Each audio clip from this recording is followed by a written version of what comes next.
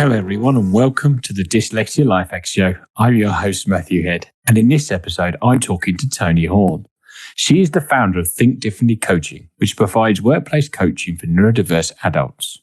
She grew up in a neurodiverse household, having dyslexia herself and growing up alongside her brother who is autistic. Not too much has changed since she's rolled into adulthood, as her husband has ADHD. She spent 17 years working for Barclays Bank, including being UK's Neurodiverse Support Lead. As always, I'll put links to Think Differently Coaching and anything else we talk about in the show notes, which will be available at dyslexialifehacks.com/podcast. Welcome to the show, Toni. Thank you for having me. That's okay. So what I wanted to start with really was your very neurodiverse household when growing up. Yourself being dyslexic and your brother being autistic. How were you finding that? Yeah, I suppose, more, because my brother has cerebral palsy as well. So Right. he had different challenges as well as the autism. And I think more or less I had to grow up quickly. I had to become a helping hand or I wouldn't say left to my own devices. That sounds really bad on my parents because my parents were really good parents. But my brother needed more attention than that I needed. So I think in some form, it allowed me to become more confident in what I needed to do and be more, what's the word I'm looking for? So not just confident, but learn life skills quicker than potentially other children had to, because I had to support and help my dad was at work full time. My mum was a full-time carer for my brother. I also did things, childs do, dance classes and things like that. But my brother is he's a very funny individual and he's very clever. He was the one who went to university and I didn't, which just shows you when people do stereotypes.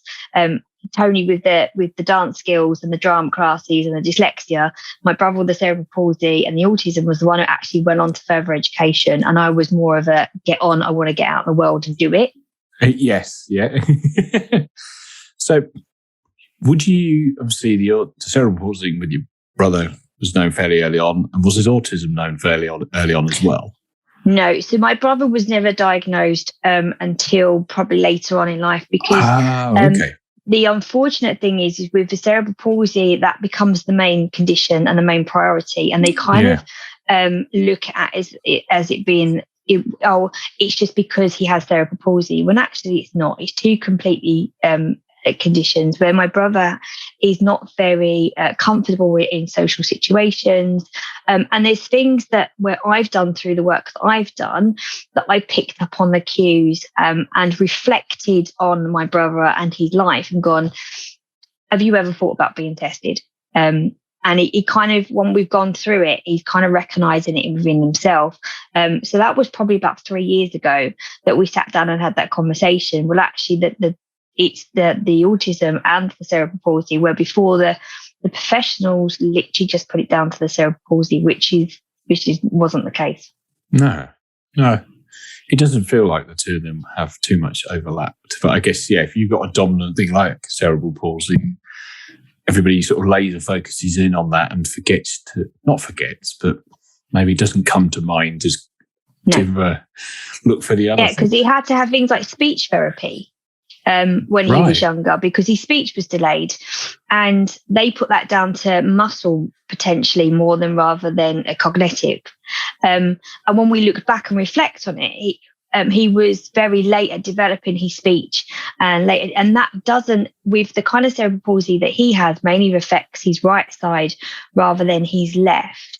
And he's not chair bound. He can talk. He's very active. There's lots of things that he can do. So actually, the speech delay doesn't link in with his physical disability. So that should have been an eye opener back then, when actually it wasn't picked up. Frustrating, isn't it? So, how old is he now, if you don't mind saying? So he wouldn't mind at all. He's the right age of 48. So I'm 40. He's not 48. Sorry, he's 38. So there's 22 months between us. Oh, okay. And he, literally a few years ago, he found out he was autistic as well as having cerebral palsy, which must have been a few light bulb moments going on in his own head. Yes, definitely.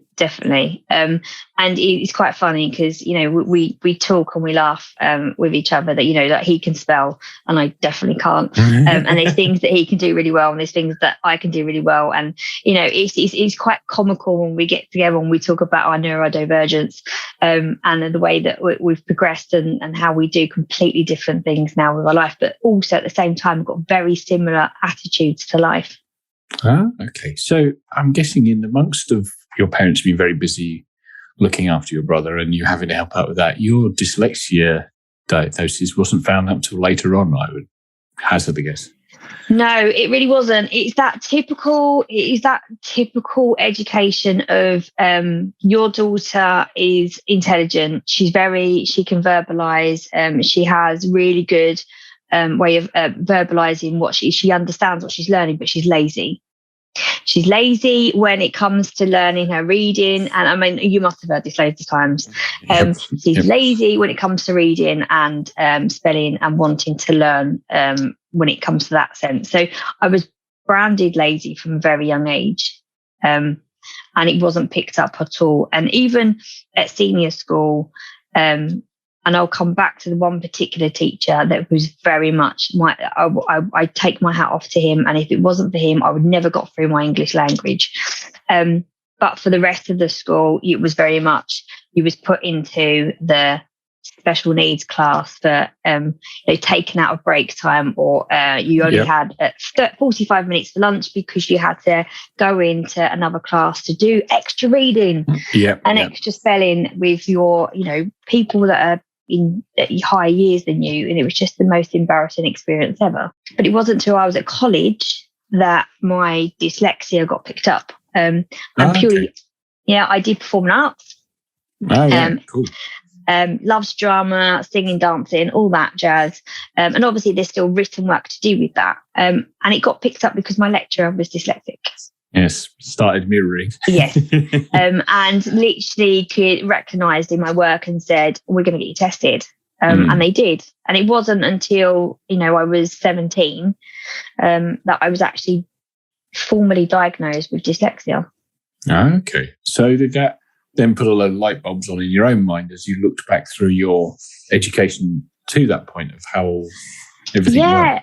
Definitely. And I think it brings me back to talking about my teacher, Mr. Morgan. And if he ever hears this, I've been looking for this man everywhere to thank him. I can never find him. He's kind of just disappeared off the face of the earth. Right. Fair enough. And it just made me understand my learning style. So anyone who's probably the same age as me would have done Of Mice and Men for their GCSE literature or a book similar to that sense. And he read the book to us. And he read it to us in a way that he acted it out. So he acted the characters out as he was reading the book, which then stimulated my mind to have I was able to imagine what was going on. I created my own scenes within my mind. I could visualize it. I could picturize it. And to this day, I still remember front to back cover of that book. So when it came to the exam, I was able to articulate exactly what that book meant because I had an emotional connection to it. Yeah. You almost got the movie of the book running around in your head as you got to the exam. So does that mean you did quite well in the exam, or was it an essay-based exam, which kind of ended up being a bit of a downfall that way? It became a bit of a downfall that way because I was marked down on my spelling and grammar, but they were able to get the gist of, I was obviously be able to articulate the meaning of the book. So it probably wasn't the grade that I wanted, but it was definitely a grade that I probably wouldn't have got if he hadn't done that. But then that diagnosis made me realise that I wasn't silly and I wasn't stupid. I just learned differently. Yes. So do you think he read the book out loud because he realised that was the best way of getting it across? Or had he spotted some neurodiversity in the class? Or do you just think, well, do you have any clue why he did it that way? I don't have a clue. And I really wish that I did. I mean, because we were in the lower set of English. And there was a lot of us. And when I look back and I talk to a lot of people that were in that class, it turns out probably 50% of us in that class were either dyslexic or ADHD. Oh, blimey. There was a common. Yeah. So there was a common theme. And I just think maybe that the realization that this class was not going to pick up a book and read it, and they weren't gonna intake it in that sense. And I just think he maybe was a little bit ahead of his time and just a really good teacher of knowing that people learn in different ways.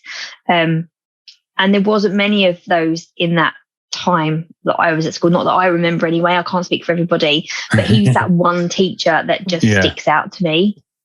Yes. I think quite a few people have a story of one teacher that stands out to them. You and I are not hugely different in age, and that's kind of, I remember it, sort of, please read the book or write it down as I speak it out, and things like that was some of the classical techniques that some of the teachers used. Or the dreaded, can you stand out and read this paragraph? And it's no, I'm not going to do it. No, I'm going to go hide and make sure you can't see me to know that I haven't done it yet. Or read the shortest paragraph if I can tactically volunteer at the right point. Or read it before you have to stand up and miss all the rest of it, and kind of read it before you have to stand up and read your bit. Have no clue what the story says, just keep reading ahead. Not a good look, really. So that was at 17, and you said you didn't go on to university or anything. That was more your brother's wheelhouse. So at 17, get statement dyslexia. You're one of the few people I spoke to who got statement dyslexia at 17 and didn't go on to university at that point. What did you change in terms of, I guess 17, you wouldn't have had much more education to go. Yeah. What did you change, first of all, for education, then when you rolled out into the workplace? I'll be totally honest. I didn't have a lot of confidence, and I didn't have a lot of confidence in myself. I tried within the performing arts sector, and it was very difficult at the time, having to work shifts and try and do auditions, and it just became very frustrating. And I travelled. I went travelling rather than go on to university. So I went travelling for a year, which kind of I'm glad I did do, because it opened up my mind to different cultures and places and things that I would never have experienced if I hadn't done that. So I'm very glad I did that. I do sometimes look back and regret not going to university, but I always felt that it was going to be too much of a challenge for me. I was frightened to go to university. Yeah, me too, 17. It was. I was frightened because even though I got diagnosed at college, I didn't really get a lot of the support that you can get now, with the technology and things like that. It was just, okay, so we understand, we're going to give you some extra time in your exam. And that was about it. And if I'm totally honest, when I look back now, I was probably thought I couldn't achieve it. What's the point of going to university? I'm not going to achieve it. Yeah, I know the feeling. It took me till 25, 26 to finally pull the trigger. But what's the point? I'm going to spend a lot of money, or my parents are going to spend some money, which they don't have, for me to basically be found out as not good enough to be here, which is totally wrong. But it's these assumptions you hang on to, aren't they, from childhood? They are. When you're told you're lazy for most of your life, you kind of think that you know there is something that you're not going to achieve. Yes. Yeah, exactly. Yeah. How ingraining into a child that they're lazy means that they're magically going to turn it around at 17, 18 and go, well, actually, I'm not lazy like you guys have told me. It's just never going to happen, is it? You internalize that somewhere, don't you? Yeah. Oh, dear. So I guess your brother being younger than you, you would have left and gone into the workforce before he even thought about going to university, so you weren't inspired by him either. No. So you said you did a bit of travelling, performing arts, and then did you come back in and more or less start for Barclays at that point? Yeah, so I started at Barclays when I was 20. And it literally, I'm not going to lie, I literally fell into it by accident.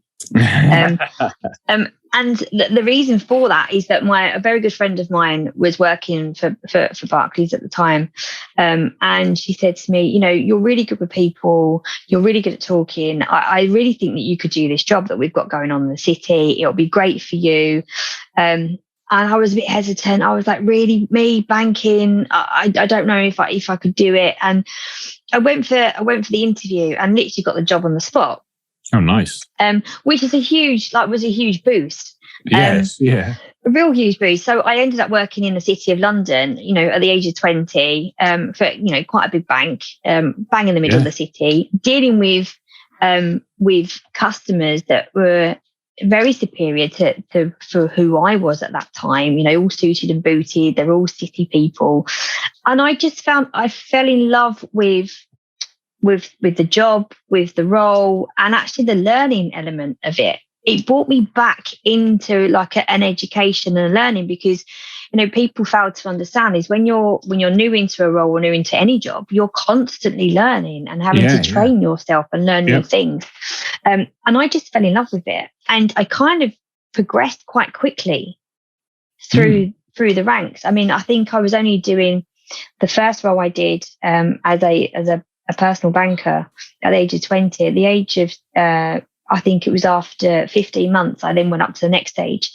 And then within 12 months after that, I went up to do something else. And I just found this passion for progression. And I found I wanted to do well. And I felt like I was doing something well.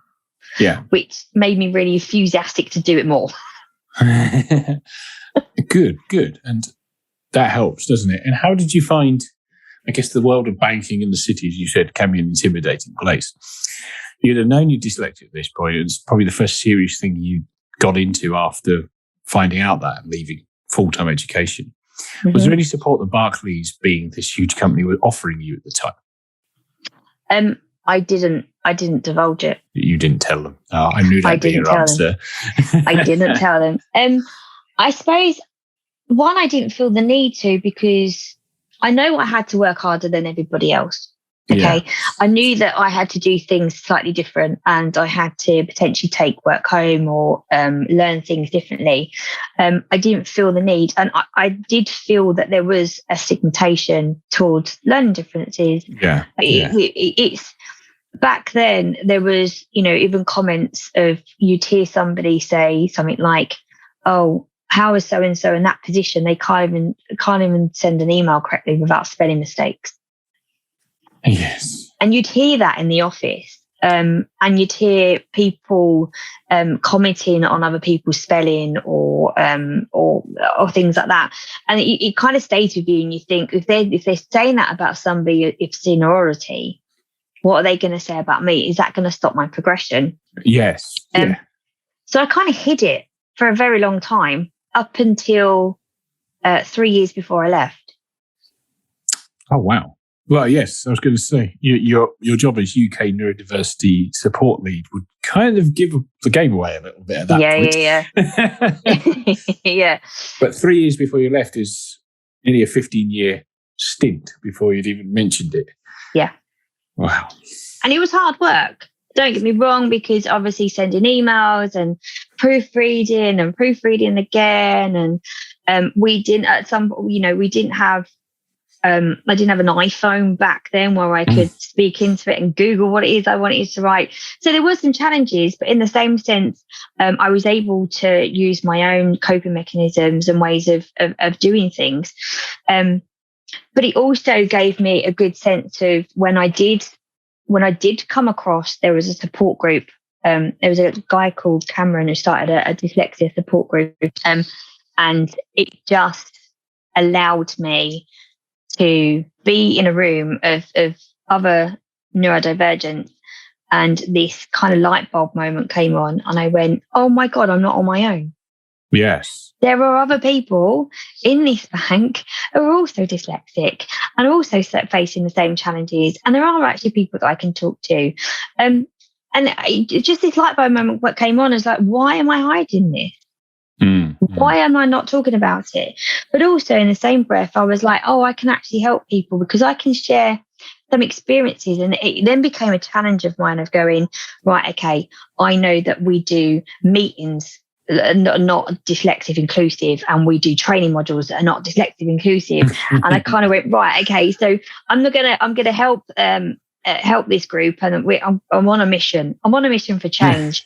And that's what led to being the lead on the support. There was 4 of us that headed up different pillars of the neurodiversity support group, and I led the support pillar. And it's just little things about, how you can set up somebody to be more inclusive in a like a team meeting, whether it be a Zoom or in person, and those kind of little hints and tips, and just little small changes that for someone like me back then coming into banking would have made a huge difference. Mm-hmm. So what sort of things were you trying to roll out across the company? So the first one is that is to teach the teacher, right? So it's silly little things like when you've got a presentation, if you've got a meeting, send out the presentation before the actual meeting. Because if you're dyslexic, if you're having to read a slide as well as trying to listen to the trainer or the presenter and visually taking that information, you're trying to do three things at once. And I know from my own experience, if I was reading something, I wouldn't be listening to what they're saying because I'm concentrating on what I'm reading. Right? So if I can have that presentation beforehand, I can read the text before I go into it, but I can also prep my notes. Now, if you're a typical dyslexic like I am, if I go back to my notes, I haven't got a clue what my notes are relating to or what they're for. Right? So if I physically have got the slide in front of me, I can write my notes on that slide, which then triggers a visual cue which I know what it relates to. Yes. Right? So just preparation. How do you prep for it? And one of the bugbears of mine as well is that when you walk into a meeting or a training room and you've got the sticky notes on the table and they say to you, right, so what we're going to do today, I want you to write down your objective from the learning today. What is it that you want to get out today? And let's stick it up on that wall. Yes, I know exactly what you're going on about. Yeah. And I'd look at it and think, oh, give me strength. Because my objective is not going to what I write on that sticky notepad. It's going to be whatever I can blimmin' spell. Yeah. So you're not going to get it out of me. No, I always did the same. I'd write, some, and then like sometimes some of them go, and some of them go like, these are woefully generic. Wow. That's why it's generic. What do you want? Like, I want the objective out of the day is what the course I've signed up for says it's going to deliver. I wouldn't have signed up for it. Exactly. And it was things like, if you want to be more inclusive, go out and ask people for their objective before they come into the meeting. Yes. So then they can use their assistive technology, they can use their spell check, and then they can actually send you exactly what it is that they want to come out of it. And then you can print it off yourself or put your own sticky notepads, whatever you choose to do with that information. But ask them before the meeting, not in front of everybody. Yeah, you are completely right. And I think it feels like quite a modern meeting technique to have the objectives and notepads and post-its, and things like that. But if you've got something neurodiversity, it's kind of, and then a certain type loves that, and you exclude the other types that aren't a fan of it, don't you? Yeah. But the thing is, there are some people out there who are not as confident as I am talking about my dyslexia. And there are other people that I know now still don't divulge that they have dyslexia. And they're still in that same situation. It's like the dreaded marker pen and the flip chart. Oh, yes. Yes. Right, so let's go off in groups, and one of you is going to write up exactly what you're saying, and you can present it back to the room. I mean, the amount of times I made a dash for the toilet when we've had to regroup, so I'm not left holding that marker pen. And it's just about understanding the room. Yeah. So, go out to the room, ask them, if they're comfortable writing in front of people, get a list of people. If they come back and say no, then you can delegate it to the people that have come back and said yes. Yes. Yeah. I used to tactically try and I think you should write it because nobody will be able to read my handwriting, but that involves a level of confidence to do even the self-deprivation that was hiding the actual thing I was hiding from. But if you're really, really low confidence on it, you aren't even going to do a sort of half joke about it, are you? Just be like, not me. It ends up being you or something because you're sat there quietly not doing anything and everybody volunteers you. Yeah, I mean, I used to always go, look, I'll present it back. I'm not shy of coming forward. Somebody else write it. And try and get out of it that way if I haven't managed to do the dash in time. But like you say, there are some people that are very quiet and more reserved. And, if the anxiety that comes with that as well. There is a level of anxiety of not feeling comfortable in the situation that you're in because you don't want to be put in that position. Yes. Yeah, I agree. And I think it is tricky. And it's really interesting. We focus so much on what we can do when we're behind a computer screen or wherever the workstation is, with assistive tech, with procedures, coping strategies, whatever, all of that kind of stuff. But actually, you raise a really good point with when they go and do a group collaboration, you're not sat there with your laptop on the desk or anything like that. You're sat there with quite a lot of sort of team building days or away days or kind of even just group think sessions where you're trying to scramble an idea out. It's all Post-its, whiteboards, flip charts and stuff. And actually that can be a huge problem. But I don't think it's not being spoke about as much as I hadn't thought about, to be honest. Yeah, I mean, when I've got a training module that I do with leaders, and it's around about being inclusive in a team meeting and training session, and I actually get them to draw. Mm-hmm. So I say to them, right, okay, so go away. I'm going to give you a flip chart, but I'm not going to ask you to write. Draw. Picture it. Make a drawing of what you want to present back, because that drawing will give you a cue of what it is that you want to talk about. You don't have to write it. Yeah, that makes sense. Yeah, get creative, get colourful, do whatever you need to do. Yeah, and you might get somebody else who absolutely loves writing things down. So dedicate it to them. and that's what I mean. If there is somebody in the room, if you've pre-asked people, do you enjoy writing? Are you comfortable writing in front of people? And you've got a list of names, then you delegate it to them. You say, right, I know so-and-so. Come on, I know that you like writing. Why don't you go away and write for the group?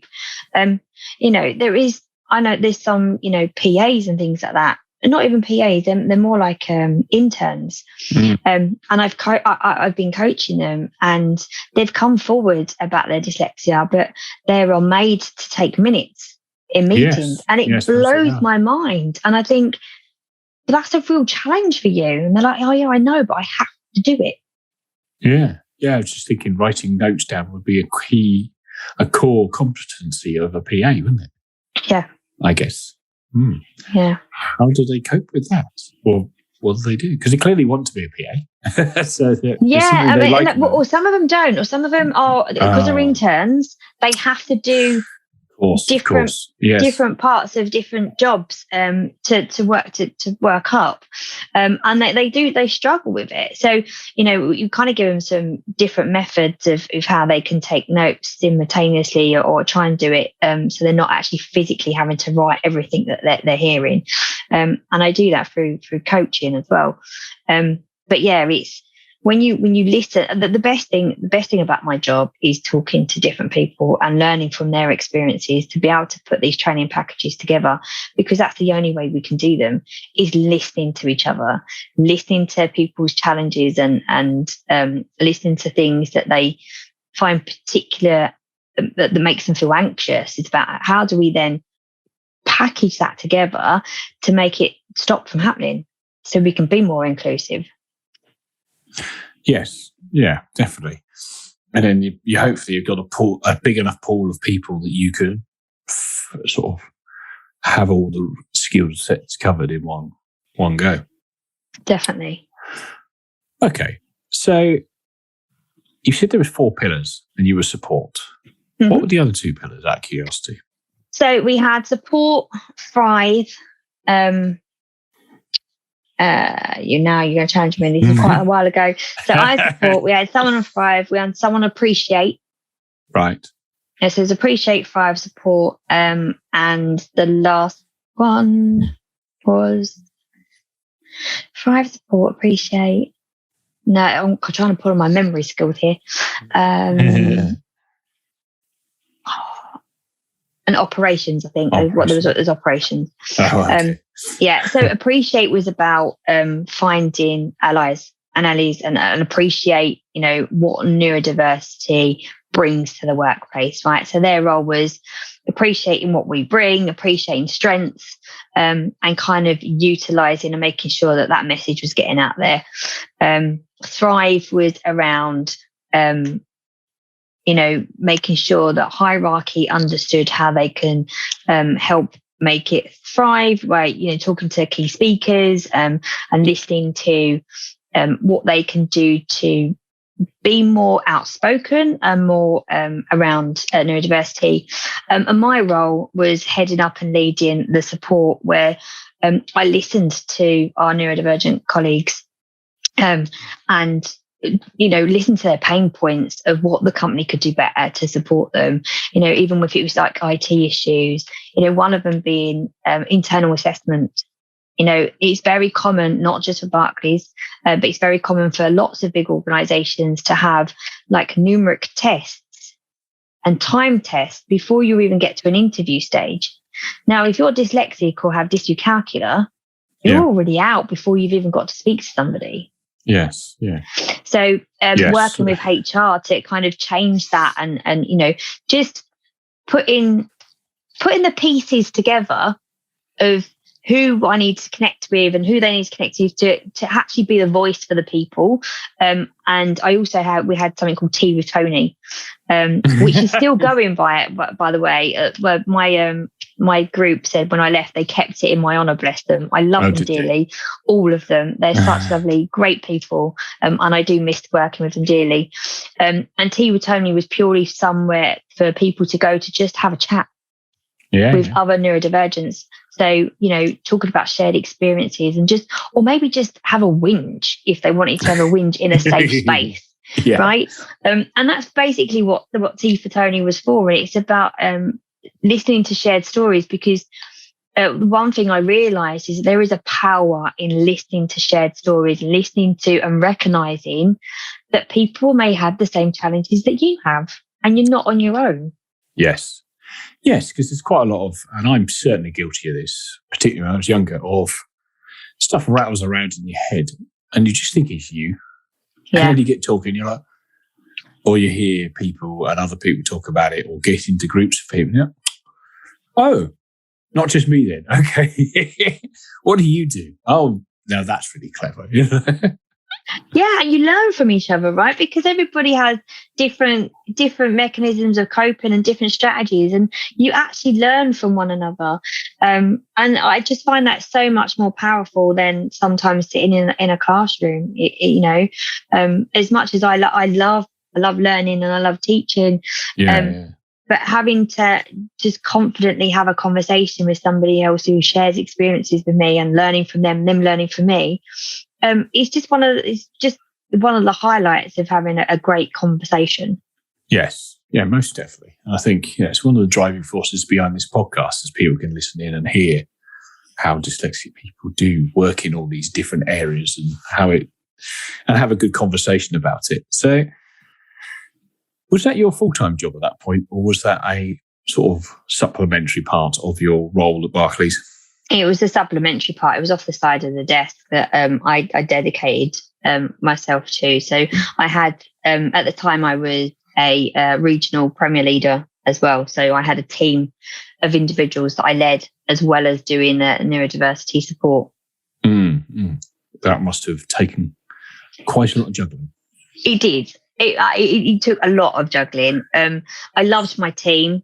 But I also love the neurodiversity stuff. The neurodiversity became a passion, so a real passion of mine. So it never felt like work. Oh, good. That always helps. Yeah, it never felt like work. It felt like something that I enjoyed doing. So if I was doing extra hours or if I was doing it out of hours, it was doing it because I loved doing it, and I come to recognise that I liked helping and supporting others, and even talking and educating others. That one of the biggest things I remember is when I used to do webinars with different parts of the bank. I mean, the bank is huge, right? So they've got different departments everywhere, whether it be mortgages, wealth, Premier, IT, HR. And there were so many different departments that I think I did about a 2-month stint of where I was going into different teams and doing neurodiversity awareness, like kind of presentations. Yeah. And 9 times out of 10, someone would contact me after that presentation and go, I really recognize this in myself. I think that might be me. Yeah. Yeah. And the first couple of times it happened, I was like, oh, wow. So, these people are starting to realize that actually that they could be either dyslexic or ADHD or whatever category they fit in that neurodivergent box. And they would talk to me about it. And then they'd go away and get an assessment and they'd come back and they'd be like, do you know what? I can't believe I never knew until I sat down and listened to your webinar. And it just amazed me that nearly every time I did it, at least one person in the room reached out. Yes. Yeah, surprising how much sort of latent neurodiversity is floating around. Well, you sort of compare notes to somebody, like, obviously quite a few people I bump into know I do this now. And it's like, you get talking to them, oh, well, this. Well, I do that. Yeah. Okay. Yeah. Or the classic one, isn't it? My kid has just been statemented with dyslexia, ADHD, whatever. They do the same things I do. I need to go get this looked at. Yeah, I mean, my dad's never been formally diagnosed. Right. But my dad is definitely dyslexic. I see, yes. And we always knew that he's that even I think he might have a little bit of dyspraxia in him as well, because he's very clumsy in certain sense and things that he does and with his core techniques. But he's definitely dyslexic. And he even says to me now, I'm too old to get tested. I probably am. I've lived with it this long enough. I don't need to have a formal diagnosis, and nor does anybody. If you recognise it. When I was diagnosed, I think a light bulb moment went off in my dad, and he went, "Yeah, that's me." do you try and sneak in some of your coaching techniques without him noticing? No, he'd be like, "Stop! I don't need it. I've got a PA for that." All right, fair enough. So he's quite fortunate enough that he runs a company, and anything written or technical like that, he can pass off, yes, which he's quite happy to do. He pays, yes. He's in a nice position to be able to pay somebody to pick up on his weak points while he focuses on the things he's really strong at to grow the company. Exactly. And that's, he's quite happy doing that. And why should he not be? No. Good luck to him. And, he's in, like you say, he's in that fortunate position where he can do that. Yeah. But it just shows, right? So they say like entrepreneurs and my dad never had an education. No. My dad got chucked out of school at 15. Yeah. Because he was branded as the stupid kid. And now he runs his own successful business. Yeah. It just... Yeah. Yeah, but it's nice, isn't it? Because for some people, it lights a fire underneath them and they just... They run successful businesses. Some of them change the world. You look at neurodiversity and self-made millionaires. Yeah. But there is always the flip side to that there's a lot of people who it doesn't, and they unfortunately take a darker path, and that's a problem in the other direction. So it's, interesting correlation between dyslexics and people who weren't very successful at school and self-made millionaires. Yeah, and to be fair, I don't know where I would have been if it hadn't been for my friend saying, you can do this. Yeah. I don't know what I would have been doing now, if I'm honest. But I'm so glad that she see that in me, and she had the confidence in me to say, don't be silly, I know you can do it. Yeah. Which I hadn't even divulged my dyslexia to her at this point. I don't think any of my friends knew, apart from one of my closest friends. Yeah. And you need people like that, don't you? Like, I don't know how you felt, but by the time I'd finished my GCSEs and then got through my 3 years of college, my brain had gone on holiday. It was completely melted out of it. Yeah. But I don't think I'd have been able to ruggedly stay in if...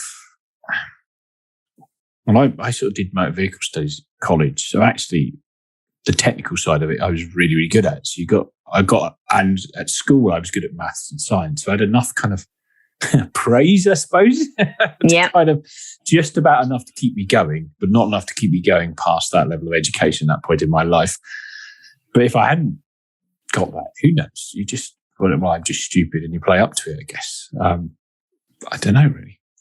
It's hard to know, isn't it? And it's depressing how many people probably do believe that they are really, really stupid and can't do it, then don't do it, and they end up in other places.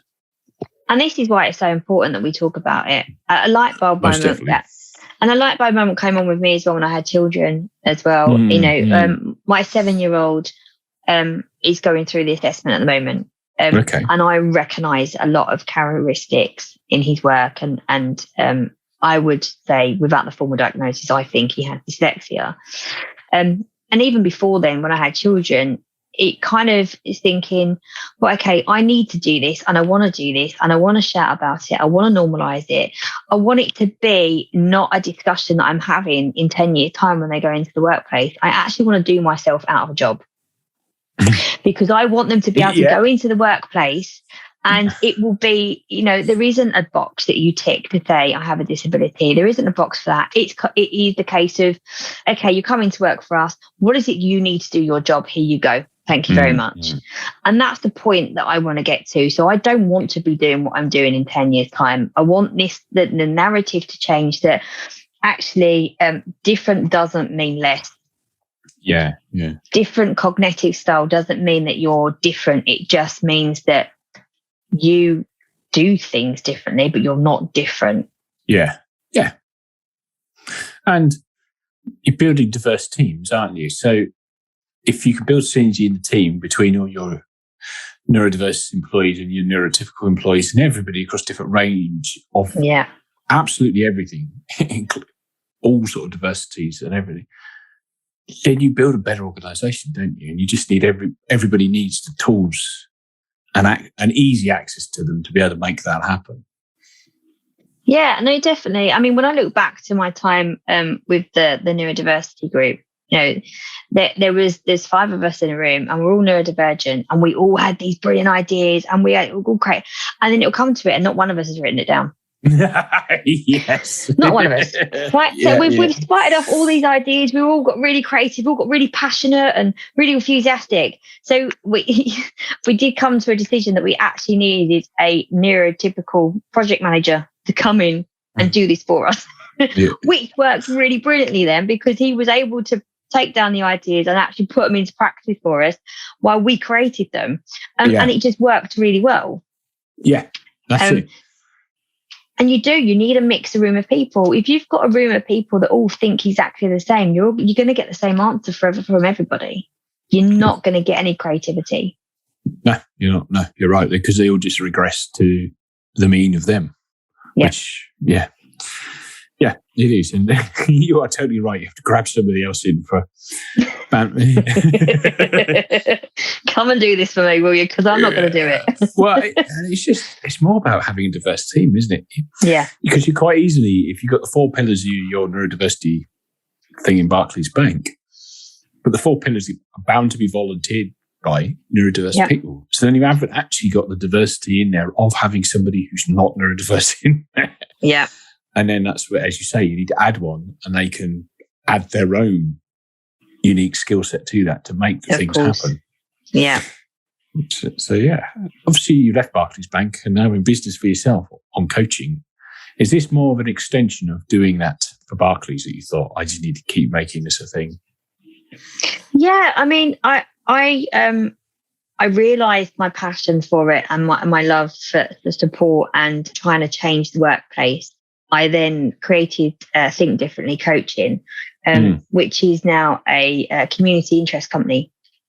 And the reason for doing that is, one, I wanted to keep my hand in the support pillar of actually talking to people, physically having conversations and coaching them and supporting them, especially when you've got people that have been diagnosed that are later on in life, or whether they've just got some sort of a cognitive difference. It doesn't mean that they have to be neurodivergent. It could be through like brain injury or something like that. And just having that connection of being able to help, but also in the same breath is designing the training module I did very early on from my experience of working in the corporate world, because I knew if we needed that change in a large organisation that we was in, there is going to be many more organisations that are not doing those upskilling their trainers. I kind of teach the teacher. They're not upskilling the leaders. They're not upskilling their trainers or their coaches.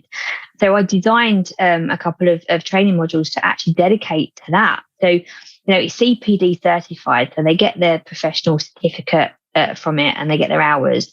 But more meaningly is that they actually get another lens of what they can do and change with their learning and coaching style to be more neurodivergent inclusive. There's not significant changes, but when you go through the training module, one, it's about understanding what it is first. Let's talk about what it is and what it represents. But also then let's look at what strengths that these individuals have and how you can then bring them strengths out of these individuals. Then how do you adapt your coaching style to adapt for their challenges, so you're making it more inclusive. But also what people don't seem to understand as well, that they have an equality responsibility. Yes. Yes. What's your equality responsibility? Because whenever I talk about equality in work, they go, oh yeah, we have adjustments for somebody's back or for this and for that. Well, actually, no, it goes a little bit further than that. There is more to equality. So what do you understand your responsibilities as a leader, as a coach, as a trainer around your neurodivergent staff? And 9 times out of 10, the answer is no. Yeah. So the training package that I've designed is purely just to recognise and to be able to support that. And I've done it because I knew that it's needed. Because when I listen to the people that I coach, the one particular feedback that I get all the time is that there's 3 things. I've been through my workplace adjustment. Now my manager thinks I'm fixed because I have my assistive technology. Yes. That's it's one. It's that simple. Yeah. Oh, yeah, if only it was that simple. 2, my line manager's been absolutely brilliant, but now they've changed and I've got a new one and they don't get it. Of course. And I've got to go for it all again. Yes. Yeah. Yeah. Or the 3rd one is I don't disclose it because I don't think my line manager would appreciate it or understand it. Right. Yes. Yeah. So they're the 3 common themes. So if we can make it a mandatory training that all line managers have to go through it, then these individuals don't have to keep repeating themselves or keep having to understand that assistive technology is just not where you stop with that individual. It's about a working relationship with them. They're going to change as individuals just like any neurotypical. Exactly. So it's about understanding their changes, or if they've been through coaching sessions. Okay, so what have you pulled from that? What are you working on? There doesn't seem to be that. And I'm not putting everybody in the same box. There are some managers out there that I've spoken to that are absolutely phenomenal and they get it and they love it and they do go out and educate themselves. But there are others that are just, when you talk about it or you speak to some companies, they go, we just don't have the time or we don't have the budget.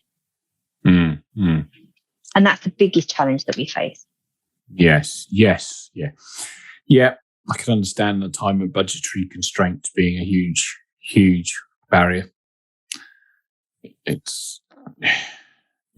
the approach is quite good with, as you say, you're trying to more or less creep into the culture of the organisation rather than training an individual. Hey, you've got a neurodiverse employee reporting to you. Let's train you. It's like, no, let's just have everybody aware of it. Yeah. And then we can go from there.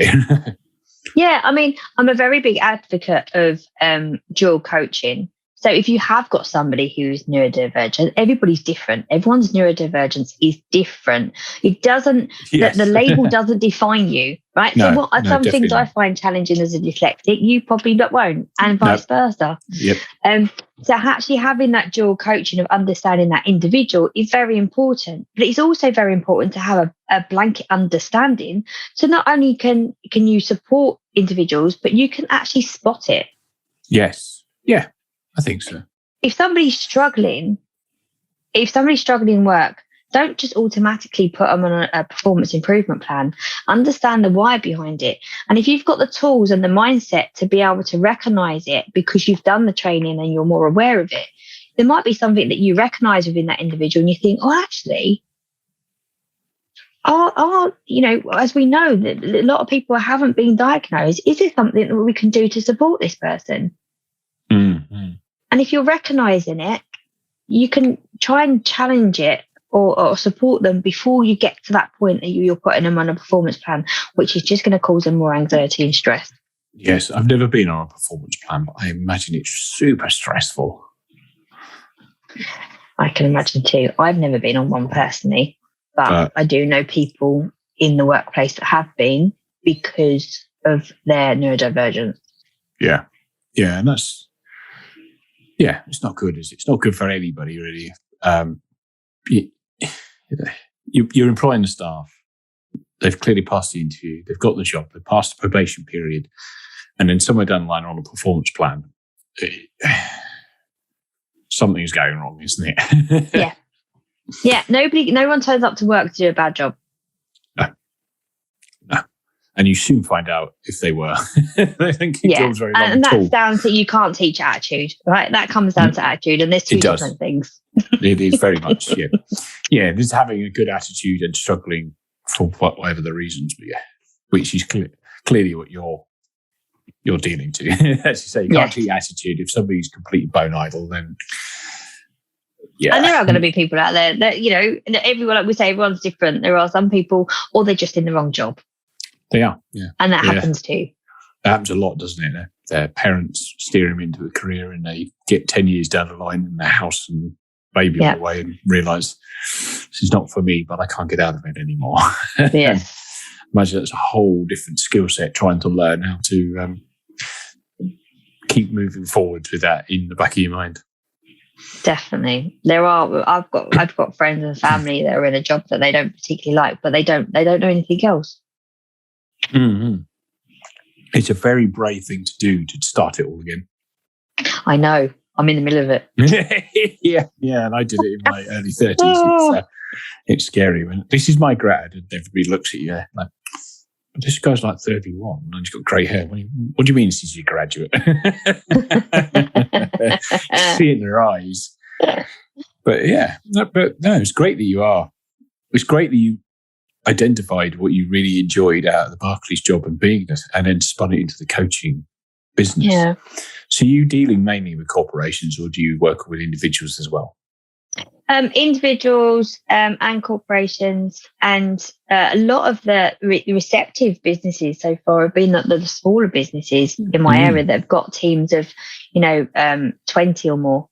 They've been really receptive to the training because they understand, and I think some of the newer business understands that actually those that are coming out are graduates now are more receptive to the employers that are more inclusive. Yes. So to be able to say that they are that, and that's what we're working towards, they know they're going to attract talent. Yes. Yes. So that they're being more and more receptive to having the training. But so I'm associate coach as well. So I work with other companies who I associate coach for as well. So I do both. Busy. Yes, as I say, sounds like it's going really, really nicely. I'm busy. Yes. Well, I like it. I enjoy being busy. Be busy. Keeps me out of trouble. Yes. Okay, then. Well, I'm going to start rounding out the podcast. Yeah. And each guest gets 3 rapid-fire questions. No. I'm nervous now. Yes. I'll say the rapid fire from me. They don't need rapid-fire answers from you. Okay. So question number 1. What prejudice have you had about dyslexia that has been proven wrong? Which I've had about me, or I perceived? Just generally, any prejudice that you had that then was proven wrong. Oh, the mixing up letters. Explain, sorry. So some people go, because you're dyslexic, is it because you see the letters differently? Is it you mixing them up? And I'm like, no, I don't mix them up. I just can't read the word. So for you, the letters stay. You just got no clue what they mean. They're just a bunch of letters. Yeah. Yes. I get that one. Okay, then. Question number 2. If an alien landed and you had to describe dyslexia to them, how would you do it? An alien describing dyslexia. I would say I think more imaginatively. I do struggle with comprehension sometimes with letters, words that I've not recognised before. Spelling absolutely frustrates the hell out of me. There will be particular words in my life that I'll never be able to spell. For an instance, I've written it a million times and I still can't spell the word Wednesday. My brain just doesn't accept it, doesn't like it, and I have come to terms where I'll never be able to spell it. Also, I would say I'm very enthusiastic and I see things differently. So I can connect the dots and solve problems. I would say is one of the biggest assets of having dyslexia is problem solving. Nice answer. Okay, and the third and final question, seeing as this is called the Dyslexia Life Hacks Show, what is your favourite dyslexia life hack? Favourite dyslexia life hack? I would say my OneNote. Now, people are going to think that I'm mad. My OneNote on my laptop is like my Bible. Okay. Because I can put anything in there. It holds absolutely everything. I can voice note it and I can listen to it back. But my hack, I have a jargon section of all the things I know that I find difficult or I won't remember is in my jargon section. So I go to it every time. That is my little hack. Oh, I see. Yeah, jargon beta kind of thing. Yes. All the time in OneNote. And that was one I definitely needed when I was working in banking because we love a jargon in banking. And that was my jargon Bible. Yeah, I can imagine. Yeah, what's API? Yeah. Cool. Well, before we sign off, is there anything else you'd like to add and where people find you? So yeah, you can find me on LinkedIn. I'm under Toni Horn. My website for the business is www.thinkdifferentlycoach.com. And yeah, so please do visit the website and thank you for having me. I've enjoyed it thoroughly. It's been a really good hour of conversation with yourself, and I'm really pleased that you've had me on. Thank you very much. It's been great having you on, and it's actually been really interesting hearing how it all works, particularly with the banking and how you come across all that. So I want to thank everybody else for taking the time to listen, and I will see everybody in the next episode. Goodbye for now.